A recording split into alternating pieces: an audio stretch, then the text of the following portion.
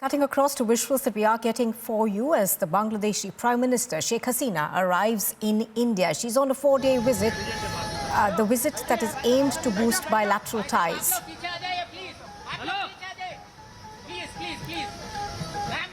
Pictures on your screen are, of course, of the welcome that is being given to the Bangladeshi Prime Minister as she arrives in New Delhi.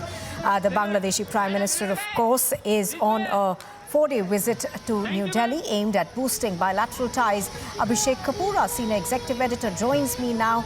Abhishek, this is an extremely important visit of the Bangladeshi Prime Minister as the two countries hope to refocus on rebuilding ties. Well, yes, this is the first visit that Sheikh Hasina is having, Nupur, after the COVID pandemic. The last time she came was 2019, so it's been a bit of a gap.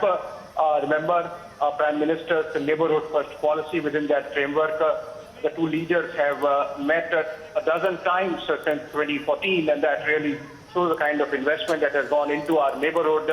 Bangladesh, of course, there are issues between the two sides. We saw how Sheikh Hasina, as a build-up to the visit, has in an interview spoken about those issues, including the Teesta water sharing. So it seems that she wants to speak about those, including the issue of Rohingyas. But so far as her 4 days in Delhi and India are concerned, she lands now. And today in the evening, she would be having a call on by External Affairs Minister Dr. S. Jaishankar. And tomorrow is when the ceremonial part of the visit begins with a reception at the forecourts of the Rashtrapati Bhavan, a visit to the Rajghat, meeting the President, Vice President, and of course before that the delegation level talks with Prime Minister Modi at Hyderabad House. That's tomorrow. And then it is likely that she would be visiting, there's a cultural component to it also, she would be visiting the Nizamuddin Dargah in Delhi. Remember, Bangabandhu Sheikh Mujibur Rahman, when he was in India, spent some time there. So a little, walk down the memory lane for Sheikh Hasina.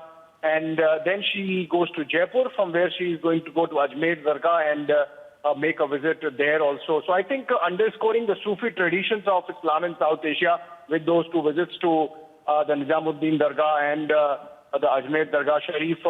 And apart from that, of course, when the delegation level talks take place, as I said, she's coming with certain agenda in mind, perhaps, because she has mentioned in the interview talking about the Teesta water sharing, which is stuck insofar as the Bangladeshis are concerned, and the issue of Rohingyas with Bangladesh taking the burden of almost 1 million plus Rohingya refugees from Myanmar, the Rakhine state of Myanmar, living in Bangladesh, and many of them, in fact, coming to Indian side also.